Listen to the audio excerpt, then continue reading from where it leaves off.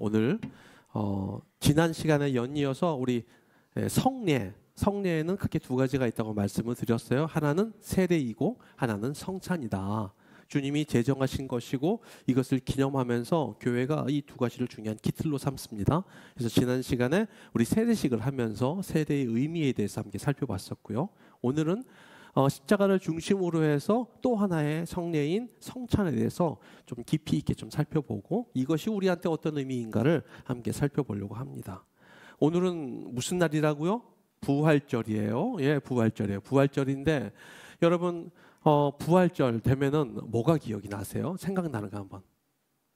부활절. 계란. 예, 계란. 우리는 삶은 계란이 생각나죠? 근데 여러분 외국에서 물어보면요, 뭐 생각나는 줄 아세요? 부활절 하면 토끼랑 그 다음에 초콜릿으로 만든 계란. 이거 우리나라 문화가 완전히 틀리죠. 그리고 상당히 그 부활절에 대해서 좀 뭔가 약간 축제처럼 하는 그런 것들이 있어요. 이게 왜냐하면 부활을 기점으로 해서 봄이 시작된다고 생각을 해요. 그래서 그런 것들을 확인하게 하는 옛날부터 있어 왔다는 것에 부활절이 덧입혀지는 어떤 문화적인 축제 같은 개념이 훨씬 강합니다. 그래서 백화점마다 난리가 납니다. 막 토끼 모양, 계란 모양. 그래서 러시아에서는 그 계란, 타조알 같은 거, 큰 거 거기다가 보석으로 세공을 합니다. 그래가지고 엄청나게 비싸요. 뭐 심지어는 몇억 원 되는 그런 것도 있는데 보석을 세공해서 그걸 선물로 주긴 하는 그런 것들도 풍습이 있습니다. 우리나라는 주로 이제 부활절 하면은 교회에서 나눠주는 달걀. 그래서 나가면서 부활절 선물 2개를 준비했습니다. 하나는 방금 말씀하셨던 달걀, 네, 계란을 구운 계란으로 해서 준비를 했고요. 또 하나는요, 요즘에 기침하신 분들이 많더라고요. 그래서 직접 공수했습니다. 코로나 키트. 한 박스에 2인 2개씩 들어있어요. 이거를 양식껏 가져가세요. 네, 한 번에 몽청 가져가지 마시고 해서 넉넉하게 준비를 했는데 한 박스에 2개씩 들었어요. 2개씩 들었으니까 요거를 이렇게 필요한 대로 가져가셔서 이게 이제 내년 6월까지인가 8월까지인가 기간이 넉넉해요. 그래서 집에 상비품처럼 보관해 두고 계시다가 혹시 증상이 생기면 한번 검사해 보시면 좋을 것 같아요. 그래서 무료로 2가지를 나눠드리도록 하겠습니다. 자, 우리가 부활절 되면요, 우리가 이제 이런 먹는 것들, 함께 즐거운 이런 것들이 생각이 납니다. 여러분, 그런데 우리 먹고 사는 것, 먹고 산다고 생각했을 때 이것 자체만으로는 참 힘들고 때로는 지난한 일이다, 힘든 일이다라고 생각하는 경우가 많이 있어요. 여러분, 먹는 것은 기쁨도 있지만 우리가 먹고 사는 것이 우리의 삶의 족쇄가 될 경우가 훨씬 많습니다. 먹고 살아야 되기 때문에 어쩔 수 없이 일하고, 먹고 살아야 되고 가족을 먹여야 되기 때문에 때로는 비굴해지기도 하고 때로는 치사해지기도 하고 그러면서 이 분수에다 사표 써가지고 다니면서 이걸 진짜 하려고 하다가도 몇 번이나 마음을 접고 먹고 살아야 되니까 그렇게 하는 일들, 그것이 우리의 진짜 삶이 아닌가 싶어요. 그런데 반대로요, 이 먹는 것이라고 하는 거는 먹는 것 때문에 이 먹는 것이 우리를 다른 존재로 만들기도 합니다. 우리가 잘 아는 퇴계 이황 선생이 도산서원에서 공부를 할 때였어요. 공부를 할 때 이제 제자들이 가끔 찾아갈 거 아니겠어요? 같이 가르쳤던 제자들이 선생님을 기리면서 생각하면서 잘 지내고 계시는가 싶어서 이제 인사를 하러 간 거예요. 그 중에 제자가 김성일이라는 제자가 있었어요. 이 제자가 이제 찾았어요. 제자들이 찾아왔으니까 밥을 같이 먹자라고 했어요. 제자들이 딱 와서 밥을 차렸는데 반찬이 딱 3가지인 거예요. 3가지인데 뭐냐면 무, 가지, 미역. 그러니까는 제자들은 이제 벌써 이제 입심양령을 해서 이제 좋은 이 입지 올라가 좋은 것을 먹는데 이 무, 가지, 미역 요 줄기 딱 반찬 3가지 놓고 그것도 뭐 센 거 아니면 이제 뭐 장아찌로 만든 그런 거겠죠. 그걸 놓고 이제 먹는데 영 표정이 떨떠름한 거예요. 근데 선생의 얼굴을 본 거예요. 퇴계 이황 선생의 얼굴을 딱 봤는데 너무 복스럽게, 너무 맛있게 감사하면서 먹고 있는 것. 그걸 보면서 이 제자들이 크게 깨우친 바가 있었다라는 것들. 그런 걸 보면 우리가 먹는 것 자체, 먹는 것을 대하는 것 자체만으로도 우리가 그것으로 우리의 존재를 다르게 평가할 수 있는, 다르게 성장시킬 수 있는 그런 요소가 되지 않나 싶습니다. 그래서 먹음이라는 것이 어떤 이에게는 족쇄가 되기도 하고 어떤 이에게는 그것이 자신의 삶을 돌보고 올곧게 세우는 도구가 될 수도 있다. 그런 면에서 우리에게는 그리스도인에게 먹음이라는 건, 특별히 이 성찬, 여기서의 먹고 마심이라는 것은 얼마나 큰 의미를 지니고 있는가. 성찬이 정말 우리 삶과 신앙에 그렇게 영향을 미치고 있는가 따져보면 우리끼리 솔직히 까놓고 얘기하는데 그렇게 큰 영향을 미치지 않는 것 같습니다. 여러분, 우리가 이제 성찬 하루 전에 예고를 하잖아요. 그리고 일주일 동안 여러분 어떻게 사세요? 성찬을 기억하면서 이번 주 성찬이지. 마음에 부담 가시는 건 저밖에 없을걸요. 저는 이제 준비를 해야 되니까. 우리가 성찬을 기억하면서 이것을 이번 주는 조금 좀 함부로 말하지도 않고 함부로 행동하지도 않고 내 생활을 조금 더 조심스럽게 하는 그런 것들 하셨나요?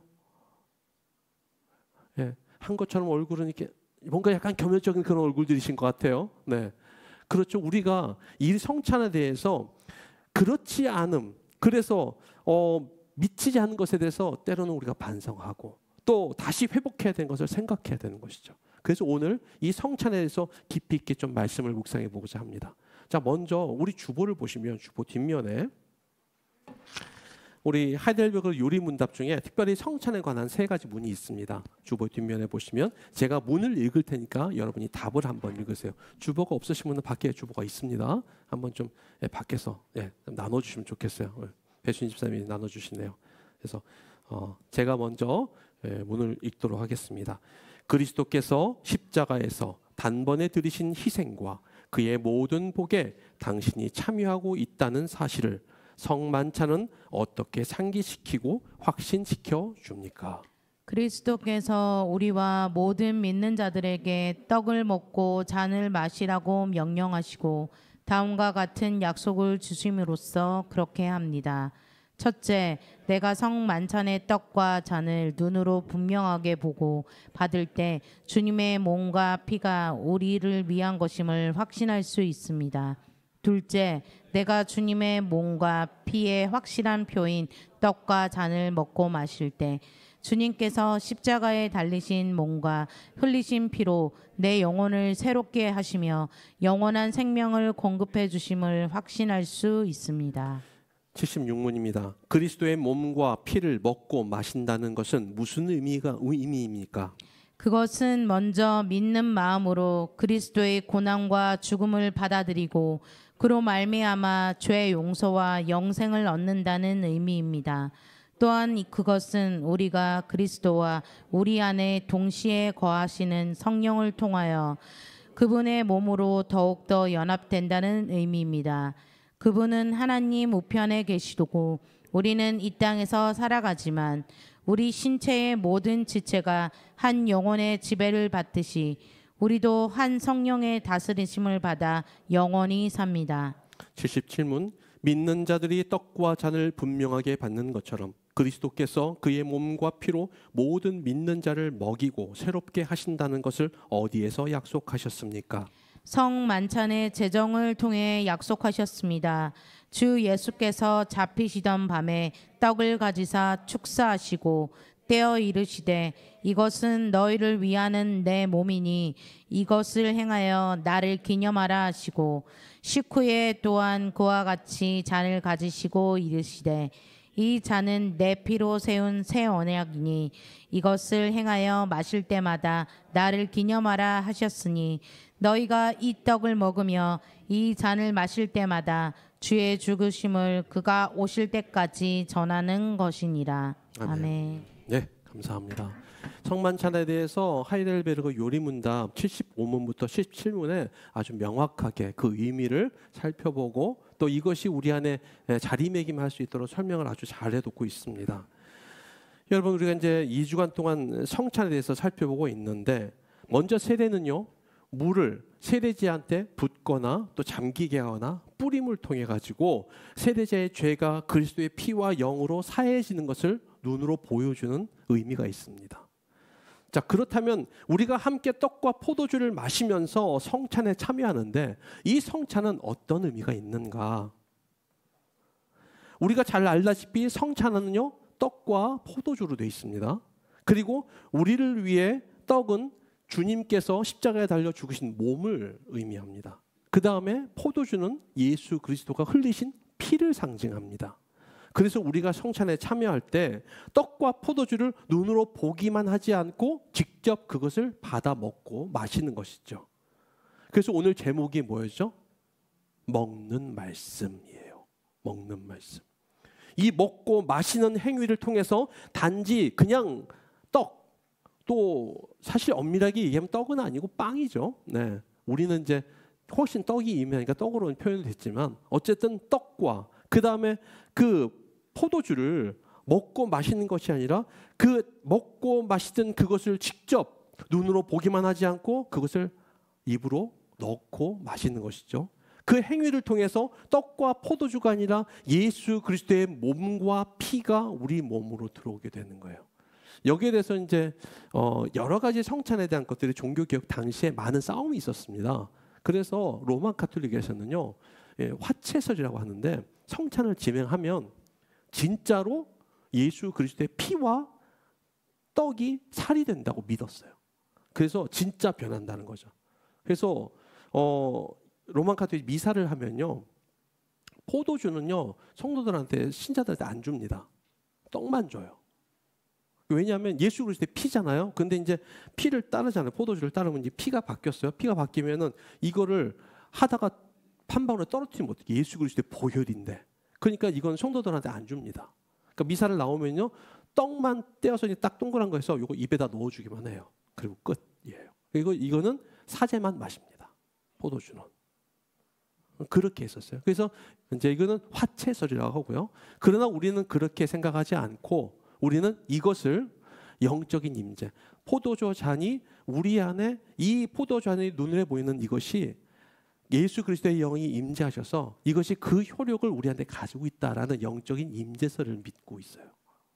그래서 이것이 우리가 먹고 마시는 것으로 그냥 기념적으로 끝나는 것이 아니라 이 안에 진실한 고백이 담겨 있다는 것을, 그래서 이걸 받아들인다는 것이죠. 우리의 죄를 위해서 희생하신 예수 그리스도의 몸과 피를 마신다는 것은, 여러분, 우리가 예수님이 십자가에서 단번에 죽으시고 우리를 위해서 희생하신 십자가의 희생과 공로가 우리 안에 미치는 것이고 거기에 우리가 참여한다는 것을 의미하는 거예요. 그러니까 성찬은 예수 그리스도의 십자가의 놀라운 은혜에 함께 동참하는 의미가 있어요. 그래서 떡과 포도주를 먹고 마실 때에 예수님이 그리스도를 기억하며 먹고 마시라고 말씀하세요. 그 말씀은 예수님께서 십자가에 이루신 구원을 알지 못하면 성찬의 떡을 먹고 마셔도 의미가 없다는 걸 얘기하는 거예요. 보통 우리가 이제 성례 전체, 세례와 성찬을 두 가지를 합쳐서 보이는 말씀이다. 우리가 말씀은 두 가지가 있죠. 하나는 듣는 말씀, 지금 말하는 설교. 그다음에 또 하나는 보이는 말씀. 그래서 성례를 통해서 그 말씀이 집행되는 것. 그런데 이 성례가 말씀으로 통해서 제대로 이해되고 그것이 내 안에서 소화되고 나서 시행되지 않으면 그건 그냥 모양새만, 형식만 있는 거예요. 그러니까 중세 시대 때는요, 말씀을 잘 모르거든요. 왜냐하면 성경을 읽는데 라틴어 성경을 읽어요. 아니, 나는 프랑스어를 하는데, 나는 독일어를 하는데 성경을 라틴어를 읽어. 여러분, 영어로 여기서 예배드리고 영어로 막 집례를 해요. 그럼 여러분 은혜가 되겠어요? 안 되겠어요? 상당히 유식한 몇 분 빼놓고는 은혜가 안 되겠죠. 대부분 사람들이 라틴어라는 걸 모른단 말이에요. 그런 사람들이 앉아서 무슨 은혜가 되겠냐고요. 그들이 뭐 하는 거예요? 그냥 성찬을, 떡만 먹는 거예요. 그럼 그게 은혜가 되겠냐고요? 안 되죠. 그런데 성경에서 뭐라고 했냐? 이 성찬에 대한 의미를 내가 깊이 있게 숙고하고 내가 받아들이는, 그렇게 되어야 이 성찬의 의미가 생긴다는 거예요. 우리가 성찬의 떡을 먹고 성찬의 포도주를 마실 때 그 의미는 여기에 예식에 참여한다고 되는 게 아니라 말씀의 의미, 성찬의 의미, 이것이 어떤 것을 가졌는지를 내가 알아야지만 그때서야 이것이 의미가 되어서 내 안에서 작용을 한다는 거예요. 그래서 말씀을 알지 못하면 세례와 성찬은 제대로 해석되지 않고 마치 미신처럼 되기가 쉽다는 것. 그래서 말씀을 이해하는 만큼 성례에 관한 이해가 깊어지고 은혜가 된다는 것. 그래서 조금 더 세게 말하면요, 성례 없는 말씀은 있을 수 있습니다. 세례와 성찬이 없는 말씀이 있을 수가 있어요. 그런데 말씀이 없는 세례와 성찬은 있을 수가 없어요. 무슨 얘기인지 아시죠? 그만큼 말씀에 대한 이해도가 훨씬 더 중요하다는 것을 말하는 겁니다. 그러니까 그게 뒷받침되지 못하니까 이 성찬에 참여하는 그것이 미신과 의욕만 증가시켜요. 그거는 중세 기독교에서 많은 성례가 집행되었지만 오히려 그런 것들이 오해를 낳는 그런 여지가 있었어요. 그래서 말씀을 통해서 예수님께서 십자가에서 몸이 찢기고 피를 흘리신 사역을 깊이 있게 이해하면 성찬을 행하면서 떡과 잔을 볼 때 이게 나를 위해 찢기신 예수님의 피구나, 예수님의 살이구나, 이것을 알게 되는 거죠. 그리고 그것이 어떻게 나에게 영향을 미치는가를 깨닫게 되는 것입니다. 그리고 그 말씀으로만 들었던 것을 내 눈으로 직접 보고 마심을 통해서 내 안에 은혜가 배가가 되는 거예요. 그래서 온몸으로 체험하는 이 말씀을 통해 예수님이 십자가에 못 박히신 그 몸과 피의 능력이 우리에게 영생에 이르기까지 이끄신다는 사실을 몸으로 체득하게 되는 것이죠. 자, 그러면 예수님이 십자가에 달리시기 바로 전날, 그러니까 요일을 따지면 목요일날 밤이에요. 목요일날 밤에 제자들 함께 모읍니다. 그리고 제자들에게 떡을 주시면서 이것이 나의 몸이다 라고 나누어 주셨어요. 또 잔을 나누시면서 이 잔은 죄사함을 얻게 하려고 많은 사람을 위하여 흘리는 나의 피라고 말씀하셨습니다. 마태복음 26장입니다. 한번 띄워주세요. 한번 읽어볼까요? 시작. 그들이 먹을 때에 예수께서 떡을 가지사 축복하시고 떼어 제자들에게 주시며 이르시되 받아서 먹으라, 이것은 내 몸이니라 하시고 또 잔을 가지사 감사기도 하시고 그들에게 주시며 이르시되 너희가 다 이것을 마시라, 이것은 죄사함을 얻게 하려고 많은 사람을 위하여 흘리는 바 나의 피 곧 언약의 피니라. 아멘. 이 말씀을 기억하고 이 말씀의 의미를 되새기는 사람만 성찬의 효력이 있는 거예요. 이거는 없이 그냥 맹숭맹숭 와가지고 이거 마시고 먹는다고 해서 그 사람에게 성찬의 효력이 있느냐? 전혀 없다는 거예요. 이것을 사도 바울은 고린도전서 10장에서 이렇게 말합니다. 한번 10장 16절 한번 읽어보죠. 시작. 우리가 축복하는 바 축복의 잔은 그리스도의 피에 참여함이 아니며 우리가 떼는 떡은 그리스도의 몸에 참여함이 아니냐. 사도 바울이 뭐라고 설명하냐면 지금 성찬에 참여하는 것, 내가 그리스도의 살을 먹는 것은 그리스도의 몸이 되는 거다. 그리스도의 몸의 일부분이 되어서 내가 그 부분과 함께 참여하는 것이고, 내가 피를 먹는 것은 그 그리스도의 희생과 거기에 내가 동시에 참여하는 것 아니냐라고 지금 설명하는 거예요. 그러니까 시간은 간격은 2000년이라는 엄청난 간격이 있지만, 그러나 십자가 사건의 그 효력과 영광과 그 능력이 우리가 성찬에 동참하면서 동시에 같이 거기에 있는 거예요. 그리고 그 효력과 그 구원의 놀라운 능력이 우리한테 임한다는 사실, 이것이 지금 성찬을 통해서 임하게 한다는 것을 설명하고 있는 것입니다. 그래서 성찬은요, 단순한 의식이 아니에요. 성찬을 하면서 우리가 잔과 피를 먹고 떡과 잔을 먹고 마시면서 그리스도의 구원사역에 함께 동참함으로 예수님께서 이루신 구원사역의 희생 그리고 효력, 그 구원의 모든 유익에 우리가 참여하게 되는 걸 말하는 거예요. 그 의미를 모르면 먹고 마셔도 아무 소용이 없는데, 의미를 알면 이 효력과 능력들이 우리 안에 미치게 되고 내 생활을 제어하게 돼요. 아니, 예수님의 살을 먹었어요? 예수님 피를 마셨어요? 자, 이번 주 나갔어요. 나가는데 함부로 할 수 있어요? 함부로 말할 수 있어요? 세상 사람과 똑같이 결정할 수 있어요? 그럴 수 없어요. 뭔가 캥기는 게 생기는 거죠. 불편해져요. 그렇죠? 왜? 그 예수 그리스도의 살과 피가 나를 작용시키셔서 그 구원의 효력과 능력들이 나를 그러지 못하도록 제어를 만드는 브레이크 장치가 되는 거거든요. 그래서 이 성찬은요, 그런 의미가 있는데, 지난 시간에 제가 잠시 말씀드렸다시피 성찬이라는 건 유월절과 아주 밀접한 연관이 있다라고 말씀을 드렸어요. 구약시대 때 유월절을 지키는 이스라엘 백성들이요, 어떻게 유월절을 지켰냐면 밤이 됐어요. 출애굽 보면 잘 알 수 있죠. 밤이 되면 뭐예요? 그 전에 미리 새끼 양, 어린 양, 흠없는 어린 양 하나를 탁 땁니다. 양은요, 이렇게 목을 따면 울질 않나요? 제가 몽골에서 그 양 잡는 걸 영상으로 봤는데, 걔는 그냥 가만히 나 죽여주세요. 소리 한번 내더니 땄는데 머리 철철철 피가 나는데 그냥 가만히 있어요. 그럼 죽어요 그냥. 그 애를 다 가죽을 따내고 벗겨내고 각을 떠가지고 이걸 불에 구워요. 불에 굽는 거죠. 그리고 무교병, 발효되지 않은 빵, 딱딱한 그 빵, 그걸 구워가지고 같이 먹는 거거든요. 그런데 먼저 어떻게 하냐면 양을 죽여요. 양을 죽이면 피가 나오잖아. 피를 어떻게 할까요? 유월절 되면요, 무슨 설조, 옆에 있는 기둥, 그 다음에 임방, 위에 있는 거, 여기에 피를 다 바른단 말이에요. 문에도 바르고요. 그러면 그 피를 보고 죽음의 사자가 넘어갔죠.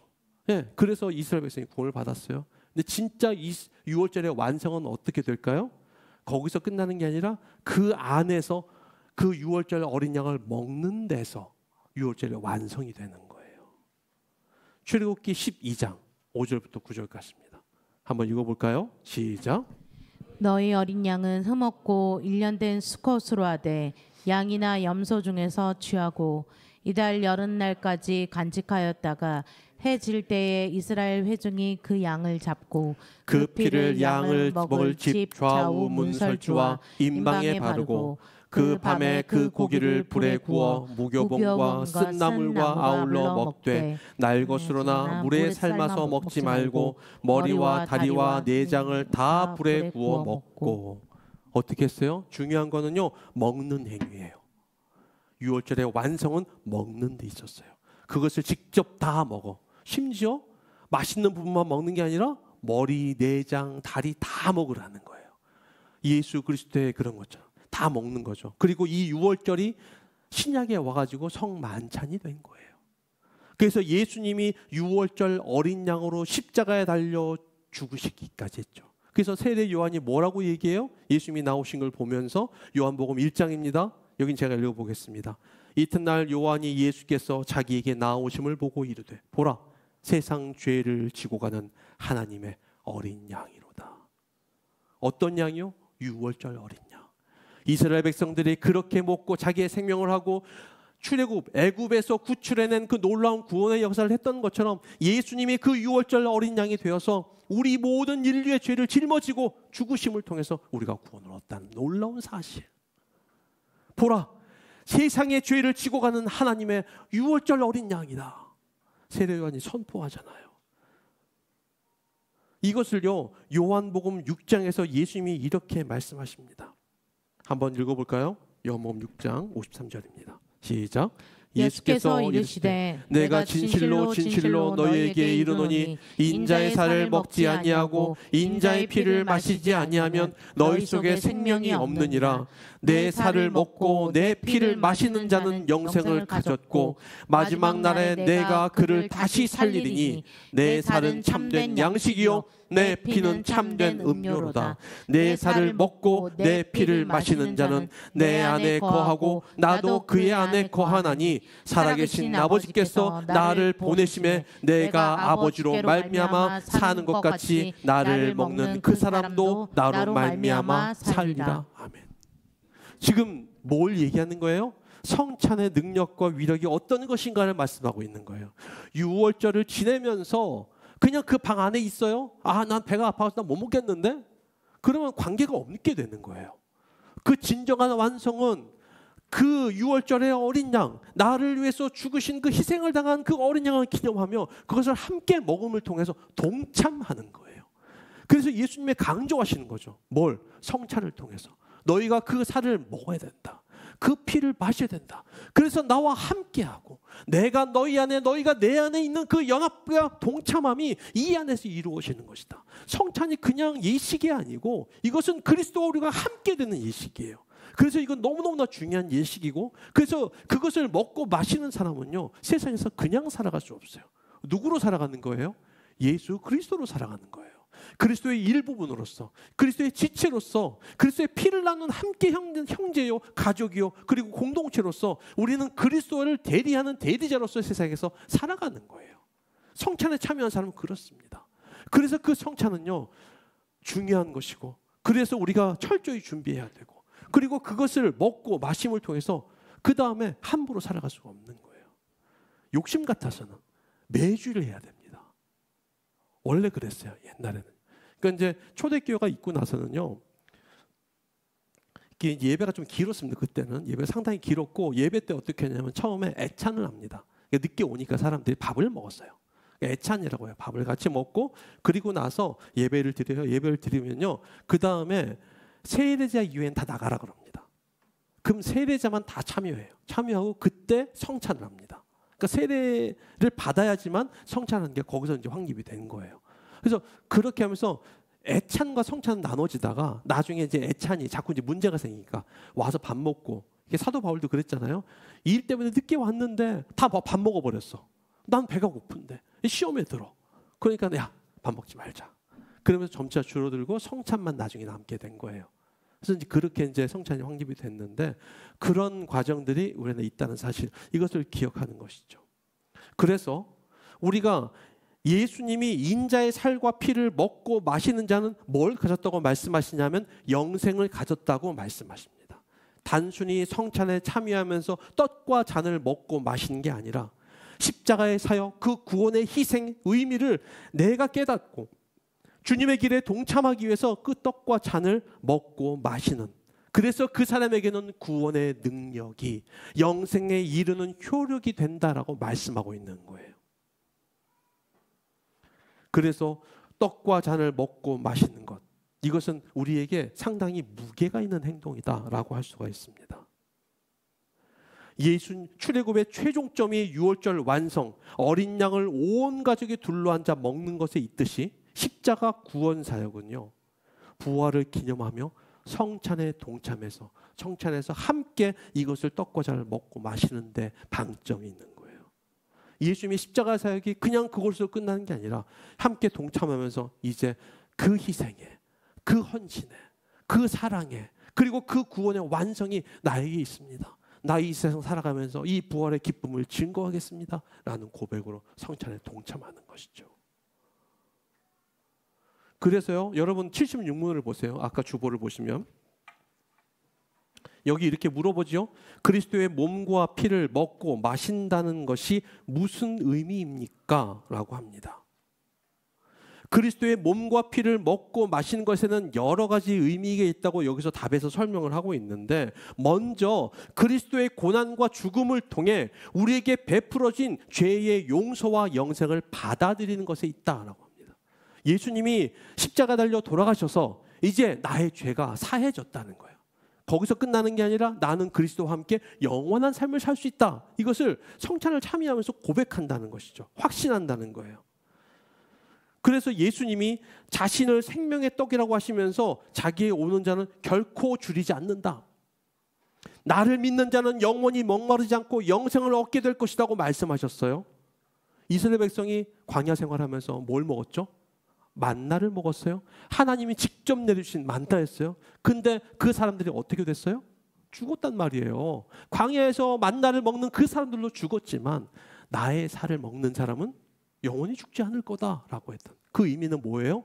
성찬에 동참하면서 그리스도의 구속과 은혜가 내 안에 있다는 사실을 확신할 때에 영원히 생는 삶, 그리스도와 함께 사는 삶에 동참할 수 있다. 이것을 설명하는 거거든요.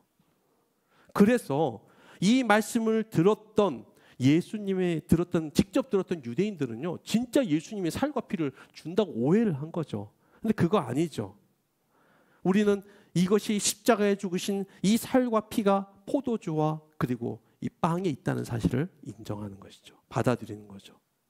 그래서 성찬에 참여한다는 것은 과거에서 끝나지 않고 부활하신 후 우리가 성령의 전이 되어서 예수님이 점점 더 예수님과 연합되어 가는 것을 의미합니다. 그래서 부활 이후의 성도의 삶은요, 성령과 함께 동행하면서 더욱더 그리스도와의 연합을 이루어가는 데 있습니다. 그래서 요한복음 6장 우리 본문에 보면 55절 56절인데요. 여기 이렇게 써 있어요. 내 살은 참된 양식이요 내 피는 참된 음료로다. 내 살을 먹고 내 피를 마시는 자는 내가 내 안에 거하고 나도 그 안에 거하나니. 이게 무슨 말을 얘기하는 거냐면 그리스도와의 연합을 말하는 거예요. 먹고 마시면서 예수님이 내 안에 계시고 내가 예수님 안에 있는 것처럼 점점 더 연합을 이루어가는 삶, 이것이 성찬을 통해 이루는 위력과 효력이다라고 말해요. 여러분, 우리가 부부가 이제 결혼을 합니다. 사랑해서 결혼을 했어요. 결혼하고 두 사람이 한 몸이 되고 같은 집에 살았어요. 그 돈도 같이 통장을 요즘 가끔 보니까 이렇게 통장을 나누시더라고요.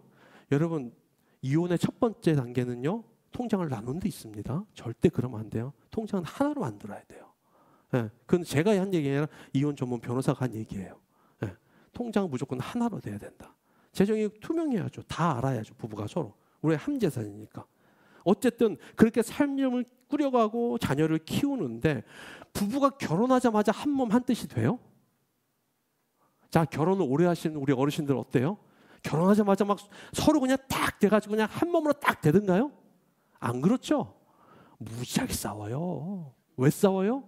왜? 한 사람 기질 다르고 이 사람 기질 다르고 이 사람의 집에 가풍이 다르고 이 사람의 집에 가풍이 달라요. 여기서 중요하게 생각하는 거 있고 여기서 중요하게 생각하는 게 있어요. 이게 딱 부딪혔어. 한 가정 안에서.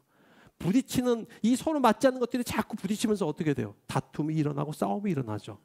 시간이 지나요. 1년이 지나고 5년 지나고 10년쯤 되면 이제 서로 어디를 건드리면 안 될지에 대한 약점들을 알게 되죠. 함부로 건드리지 않아요. 함부로 말하지 않아요. 아, 이걸 딱 건드리면 이게 도화선이구나. 화날 때는 그거 딱 건드리는 거죠. 그러나 대부분 안 건드려요. 왜? 피곤해지니까. 그러면서 어떻게 돼요? 서로의 생각을 자 표정만 딱 봐도 아 지금 저 뭐 생각하고 있구나. 아 저렇게 행동해도 아 이제 뭐 하네. 딱 아는 거죠. 대충 압니다. 정확하진 않지만 우리가 뭐 예수님이 아니니까 그 사람의 정확한 건 모르지만 대충 대부분 거의 한 90, 한 5, 6% 정도는 다 압니다. 그렇죠? 어떻게 돼요? 시간이 지나면서 연합해지는 거예요. 부부가 함께하면서 공유하면서 연합해지고 생각을 공유하는 거죠. 여러분 그리스도와의 연합도 똑같습니다. 예수를 처음 믿는다고 하나가 되고 너무 기쁘고 예수님 따르는 게 다 즐겁고 그래요? 안 그래요. 내 안에 있는 본질적인 욕심, 욕정, 죄된 습성들이 내 안에 남아 있어서 그리스도의 연합을 방해해요. 싫어져요. 따라가는데 와 이런 뭐 요구할 게 많아. 뭐 자꾸 내라 그러고 막 나와라 그러고 자꾸 뭐 참여하라 그러고 훈련 받으라 그러고 뭐 이렇게 요구하는 게 많아. 아 귀찮아. 그러니까 그렇게 안 하는 대로 쉽게 가는 거죠. 내 생활을 제어하지 않는 자유로운 곳으로. 그런데 우리가 부부도 함께하면서 서로 부대끼면서 쌓아가면서 한 몸이 되어 가듯이 우리가 예수와 함께 연합하며 살아가는 한 몸이 되는 씨름이 없으면 어떻게 우리가 성장하고 성숙할 수 있어요? 나중에 여러분 천국에 가서 예수님과 함께 살아야 되거든요. 여러분 그게요. 저는 가끔 생각해 보거든요. 이게 재밌는 그냥 생각인데 어떤 사람한테 그렇게 지옥일 수 있겠다 생각이 들어요. 예수님과 함께 사는 게 지옥일 수도 있겠다. 왜? 이 땅에서 예수님과 함께 살아가는 것을 연습하지 않으면 여러분 내가 여기서 내 마음대로 살았어요. 근데 그때는요 숨을 데가 없어. 다 보여. 거기서 내가 내 마음대로 죄악 가운데 살아간다면 여러분 그것은요 죄인 게 금방 드러나니까 불편하지 않겠어요?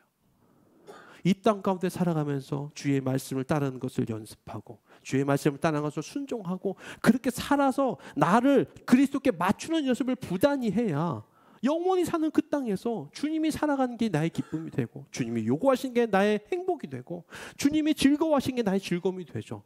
여기서는 세상의 즐거움, 세상의 기쁨 이거 하다가 나중에 그 땅 가서는 갑자기 바뀌어요? 우리의 삶이? 그러지 않아요. 우리의 삶 가운데 그렇게 있다는 것. 이것이 우리 안에 얼마나 기쁨과 행복이 되는지 연습해야 되는 것이죠. 부부가 하나가 되는 것처럼 우리가 성찬에 참여하는 것은 단순히 주님의 떡과 잔을 먹고 마시는 게 아니라 부부가 서로에게 유일한 존재가 되어서 사랑하고 사랑할 수 있게 모든 것을 희생하는 존재가 되는 것처럼 그리스도만이 우리의 주님이시고 진정으로 그 예수님과 하나가 되겠다는 사랑의 고백 가득한 몸부림 이것을 우리가 이걸 살아내는 것이죠. 그래서 요한복음 14장에서 이렇게 말합니다. 한번 읽어보죠. 시작. 예수께서 대답하여 이르시되 사람이 나를 사랑하면 내 말을 지키리니 내 아버지께서 그를 사랑하실 것이요 우리가 그에게 가서 거처를 그와 함께 하리라. 아멘. 무슨 말씀이에요? 예수님을 사랑하면 말을 지킨대요. 사랑하는 만큼, 예수님을 사랑하는 만큼 지켜요. 예수님을 사랑하지 않으면 말씀을 지키지 않아요. 아버지께서 그 말을 지키는 사람을 사랑하신다고 주님은 말씀하고 계세요. 그리고 하나님께서 그와 함께, 그 말씀을 지키는 그 사람과 함께 거처를 함께 한대요. 우리가 처음에는 부대낍니다. 힘듭니다. 말씀을 따라 사는 것이 어색합니다. 그러나 그 말씀이 내 안에 들어오고 하나하나가 내 안에 얼마나 좋은 것인지 깨닫기 시작하면서 나의 삶과 양식과 행동은 바뀌게 됩니다. 이것이 성찬의 능력과 의미입니다. 이제 말씀을 맺습니다. 여러분, 태양계에 수많은 행성과 위성들이 있습니다. 여러분, 연결된 끈도 없는데 그것들이 수만 년 동안, 오랜 세월 동안 떨어지지 않고 다 그 주위를 돌고 있어요. 왜 그럴까요? 그것은 태양의 중력 때문이죠. 태양의 강력한 중력이 주변의 위성들과 행성들이 떠나지 않도록 꼭 붙잡고 있는 것이죠. 여러분, 거리가 얼마나 먼 줄 아세요? 짧게는 수만 킬로부터 수십억 킬로미터까지, 거기까지 그 중력의 강력한 힘이 미치는 거예요. 도는데 안 떨어져 나가는 것이죠. 마찬가지로 예수님을 우리와 강력하게 연결시키는 분이 계세요. 누굴까요? 성령 하나님. 성령께서 우리의 눈에 보이지 않으시지만 태양의 강력한 중력처럼 우리와 그리스도 사이를 강력하게 붙들고 계시는 거예요. 우리가 반복적으로 성찬에 참여하고 떡과 잔을 마시는 것은 이 과정을 통해서 바쁜 일상의 삶 속에서 예수님이 나를 위해 죽으시고 그 구원의 효력과 능력이 미치게 됨을 잊지 않고 각인하는 작업입니다. 이 작업을 통해서 우리 안에 내주하고 계신 성령께서 이것을 그렇게 살도록 도우시는 거예요.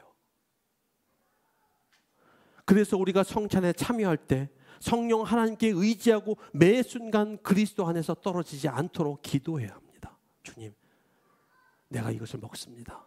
성령께서 나를 붙들어 주셔서 이 그리스도의 놀라운 복과 은혜에서 떨어지지 않도록 나를 이끌어 주십시오. 기도해야 되는 것이죠. 얼마나 많은 불안한 일과 두려운 일들이 우리 안에 있습니까? 그런 경류들이 우리의 마음을 흔들리게 합니다. 그때 우리가 지친 몸으로 주 앞에 나와 성찬을 대해요. 어때요? 우리의 몸으로 내가 이 세파를 내 힘으로 견디는 게 아니구나 경험하게 됩니다. 그리고 오직 나를 붙들어 주시는 것이 예수 그리스도의 이 놀라운 희생과 헌신에 있구나. 성령께서 나를 붙들어 주시는구나. 이거를 다시 한번 기억하게 되는 것. 오늘 우리가 성찬을 대하면서 이 성찬의 의미를 깊이 있게 생각하며 주의 살과 피를 먹는 이 귀한 은혜 가운데 동참하기를 원합니다. 제가 잠깐 기도하겠습니다. 은혜로우신 아버지 하나님, 오늘 이 시간 성찬을 함께 나누고 이제 주 앞에 주의 살과 피를 먹고 마시는 성찬을 대하려고 합니다. 주여, 우리 안에 계시는 성령께서 역사하셔서 우리가 이 성찬을 먹고 마심으로 주의 놀라운 은혜, 구원의 놀라운 효력이 우리 안에 영원히 미쳐 그 기쁨과 그 희생에 그 은혜를 힘입고 세상을 살아갈 수 있는 역사가 있게 하여 주옵소서. 살아계신 예수님의 이름으로 기도하옵나이다.